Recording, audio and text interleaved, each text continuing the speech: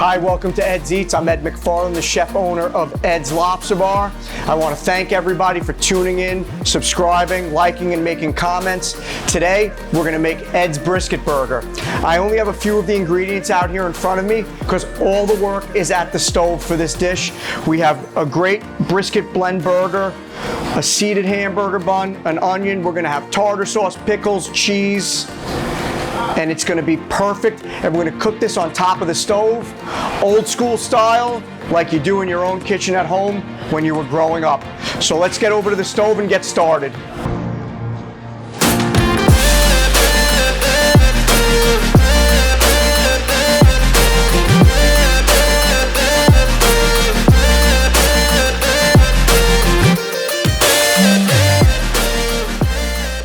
I have all of my ingredients here laid out. I still have the burger, the bun, the onion, pickles, tartar sauce.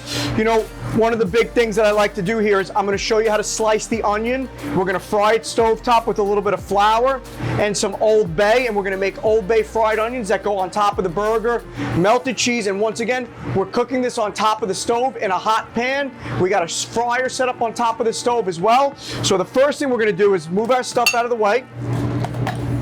We're going to set the mandolin. Now, if you don't have a mandolin, you can do this by hand with a knife, but the thinner you can make the onions, the better it's going to be. So if you have something like this or the side of a box grater, that's really going to work well.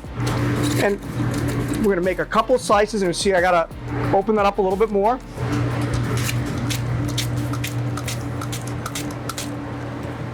And take a look at this thickness here. I'm going to show you on a side view and then in the front. So it's almost translucent, but there's still enough thickness to it, and that's pretty much the size we want to be cutting the onion rings. And I'm just going to quickly finish slicing these.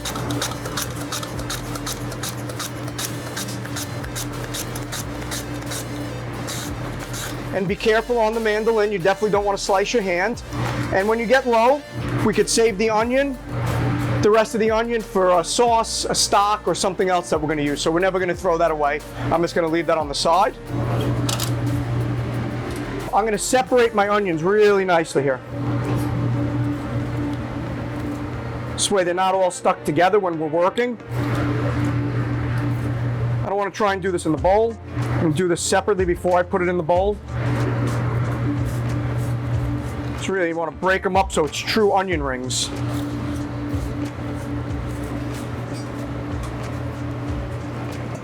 So I have my flour. I'm gonna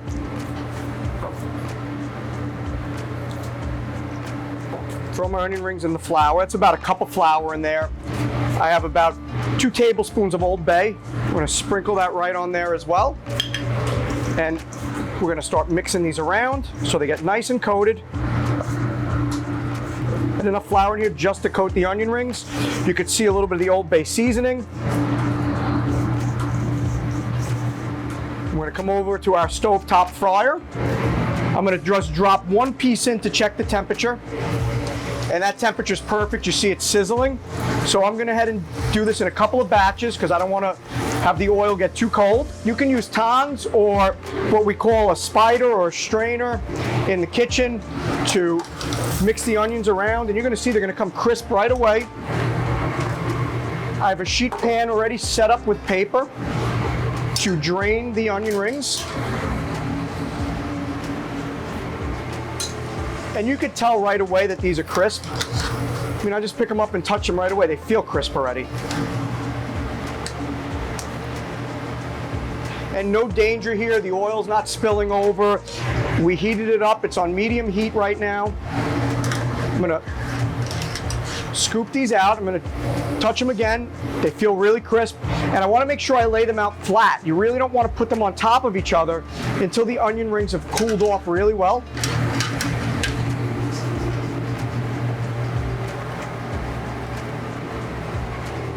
I'm going to drop the rest of them in. That's about double what we need for our single brisket burger. And, you know, I want this to be a quick, easy recipe.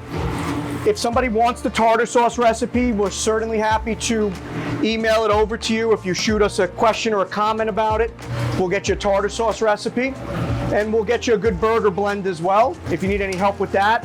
And if you're health conscious, You can certainly grab grass-fed burger meat. And even when you put this in to just mix the onions around, you could feel that they're crisp right away.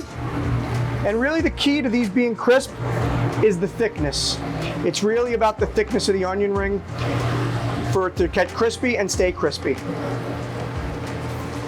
I mean, that's delicious. You don't need any salt and pepper on these because the Old Bay is all the seasoning you need.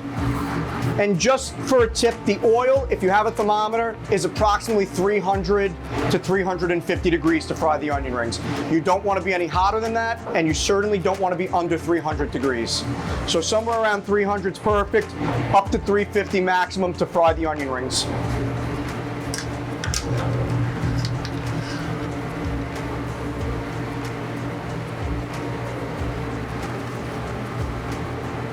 And once again, we want to lay the onions flat.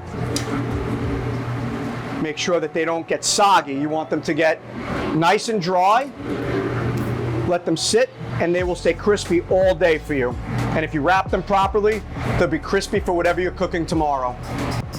Let's just get another look at what's going on top of the burger. Tartar sauce, pickles, cheese. We have the bun. The onion rings are going to go on top, and we're going to do something a little unique. We have our pan getting hot on top of the stove, and the first thing I'm going to do is, you see I have kosher salt here. I'm going to sprinkle kosher salt into the pan. We're actually going to cook our burger with hot salt instead of oil. What's going to happen is the salt absorbs all of the fat coming out of the burger and keeps the pan dry, and will allow the burger to get really crispy, get that really nice crust on the outside, and you're going to taste the flavor of it. But the one thing we are going to do, and we need to be careful, is because of the salt in the pan, the burger is going to be salty, but you still need a little bit of salt. And you'll notice that I'm going to salt this burger much less than I salt any item you ever watch me cook. And I am salt crazy. I think everything needs salt, and you should be pushing the envelope. However, with this, just a little sprinkle is all you need. Plus, you have the tartar sauce, which is a little salty, and the onion rings. So we're gonna come over to the pan. We're gonna drop that in the pan, and you could press it with a spatula. You could press it with a meat press, a sandwich press, just so it stays flat and gets a sear. And I'm going to show you, as soon as I lift the press off, that there's actually no liquid in the pan because it's all being eaten up by the salt, and you should be able to see that in the video.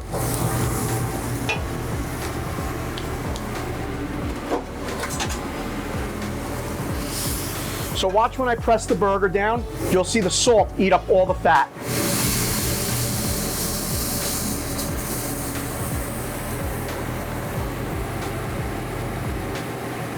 So I'm going to turn my gas down a little bit now. I like my burgers to be red in the center, medium rare, but however you like to cook it, that's your own choice. Adjust the heat, adjust the cooking time based on that. I'm going to give another press. And then what we're going to do is we're going to cover this for a few minutes. To cover it for about 3 minutes, but we're gonna leave a little space open for the air to escape, for the steam, so that the burger doesn't steam and it stays with that nice sear. If you were making a rare burger and it was a patty like that, I wouldn't necessarily cover it until I put the cheese on. I would sear it, turn the gas down a little bit, flip it over, put the cheese right on and cover it, and then you're gonna have a rare burger that's a patty. It all depends on the thickness of your burger that you like. This happens to be a 4-ounce burger patty. We're going to give another, you can see it's not cooking over the top. You can see the pan is staying dry. You don't have any fat in there, and we're going to keep that covered for another minute. So I'm going to flip this over now. And come here and take a look at that nice sear on that burger.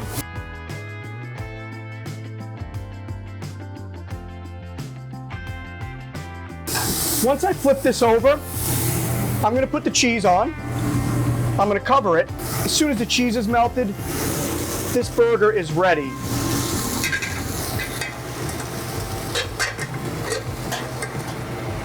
In the meantime, I'm going to toast my bun quickly on the grill. Look at this. It's just a few minutes on the other side. The cheese is perfectly melted. Looks delicious. Scoop that up right on the bottom of our bun. tartar sauce, pickles on top, and these are my own homemade pickles. Unfortunately, you won't find the recipe. You're gonna have to call me to send you pickles if you wanna try them. You can get any pickle you like, will work. A real nice handful of fried onions. So it really stands up nice.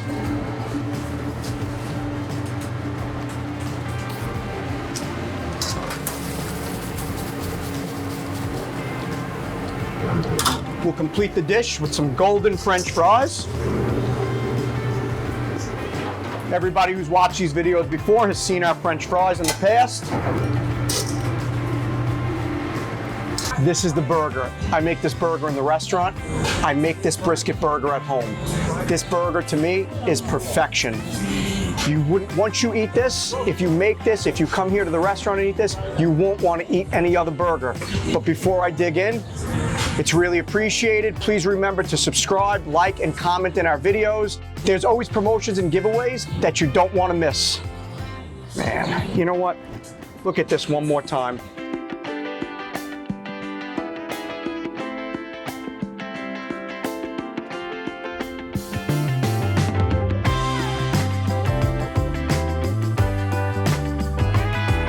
Honestly, I don't even want to speak. I'm talking with food in my mouth. I just want to keep eating this brisket burger. Ed's Brisket Burger. Try it at home. You won't be disappointed.